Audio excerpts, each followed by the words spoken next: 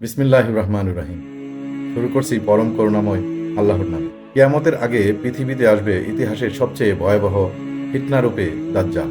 তাকে নিয়ে হাদিসে এসেছে দুনিয়াতে তার অবস্থান হবে মাত্র 40 দিন, কিন্তু এই অল্প সময়েই সে মানব জাতিকে এমন এক ভয়াবহ ফিতনার মধ্যে ফেলবে যা আগে কখনো দেখা যায়নি।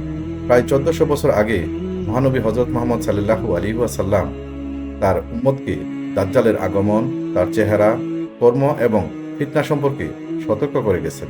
এমনকি এক সাহাবী দাজ্জালের সাথে সরাসরি সাক্ষাৎ করেছিলেন, এমনটাও হাদিসে উল্লেখ আছে। দাজ্জাল কোথায় কোথায় তার অবস্থান? এই প্রশ্নের জবাবও আমাদের প্রিয় নবী হজরত মুহাম্মদ সাল্লাল্লাহু আলাইহি ওয়াসাল্লাম দিয়ে গেছেন। হাদিসে এসেছে, হজরতে আদম আব্দুল্লাহ আলাইহি থেকে কিয়ামত পর্যন্ত যত ফিতনা মানব জাতির উপর এসেছে তার চেয়েও ভয়ানক হবে দাজ্জালের ফিতনা। সে এমন অলৌকিক ঘটনা দেখাবে যা দেখে মানুষ বিভ্রান্ত হয়ে যাবে, নিজেকে প্রভু হিসাবে দাবিও করবে এবং তার দাবির সপক্ষে এমন কিছু প্রমাণ হাজির করবে যা অনেককে ঢুকাই ফেলবে।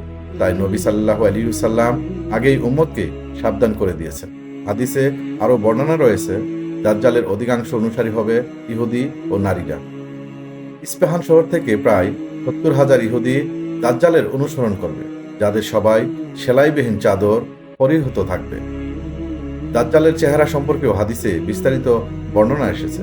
এক বিখ্যাত হাদিসে হযরত ফাতিমা বিনতে কায়েস রাদিয়াল্লাহু তাআলা আনহু থেকে বর্ণিত, একদিন এশার নামাজের পর নবীজি সাল্লাল্লাহু আলাইহি ওয়াসাল্লাম সাহাবীদের একত্রিত করলেন এবং বললেন, তোমরা কি জানো আমি কেন তোমাদের ডেকেছি? তারা বলল, আল্লাহ ও তার রাসূলই ভালো জানেন। এরপর রাসূল সাল্লাল্লাহু আলাইহি ওয়াসাল্লাম বললেন, তামিম আদ-দারি নামে একজন খ্রিস্টান ব্যক্তি ইসলাম ধর্ম গ্রহণ করেছে। সে আমাকে একটি ঘটনা বলেছে যা আমি তোমাদের জানাতে চাই। ঘটনাটি ছিল এইভাবে, তামিম আদ-দারি রাদিয়াল্লাহু তাআলা আনহু একবার 30 জন নাবিক সহ সমুদ্র যাত্রায় বের হন। 1 মাস দিকভ্রান্ত থাকার পর তারা এক অজানা দ্বীপে পৌঁছান। সেখানে তারা এক অদ্ভুত প্রাণীর মুখোমুখি হন, যার পুরো শরীর পশমে ঢাকা ছিল।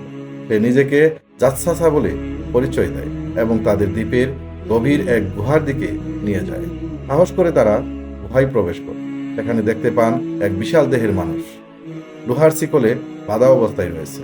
সেই ব্যক্তি তাদের পরিচয় জানতে চায় এবং নানা প্রশ্ন করতে থাকে, তাদের এলাকা, ফল গাছ, সাগর, পানির ঝর্ণা এবং এক নবীর হযরত মুহাম্মদ সাল্লাল্লাহু আলাইহি ওয়াসাল্লাম সম্পর্কে। তারা সব প্রশ্নের উত্তর দিলে সে বলল, আমি দাজ্জাল, খুব শীঘ্রই আমাকে মুক্তি দেওয়া হবে। তখন আমি পৃথিবীর প্রতিটি শহর ঘুরে বেড়াবো, এমন কোনো স্থান থাকবে না যেখানে আমি প্রবেশ করব না, শুধু মক্কা ও মদিনা ব্যতীত। এই বর্ণনার পর রাসূল সাল্লাল্লাহু আলাইহি ওয়াসাল্লাম 3 বার তার লাঠি দিয়ে মিম্বারে আঘাত করে বললেন, এটাই হচ্ছে তাইয়াবা মদিনা। তিনি বললেন, এই ঘটনার বিবরণ হুবহু মিলে গেছে, আমি যা তোমাদের আগে বলেছি। দাজ্জাল মক্কা ও মদিনায় প্রবেশ করতে পারবে না। সাহাবীরা তখন জিজ্ঞাসা করলেন, ইয়া রাসূলুল্লাহ, দ্বীপটি কোথায়? তিনি বললেন, জেনে রাখো, এই দ্বীপটি সিরিয়ায় সাগর বা ইয়ামেনের সাগরের পাশের কোনো সাগরে রয়েছে। পৃথিবীর পূর্ব দিকে। তিনি 3 বার পূর্ব দিকে ইশারা করলেন।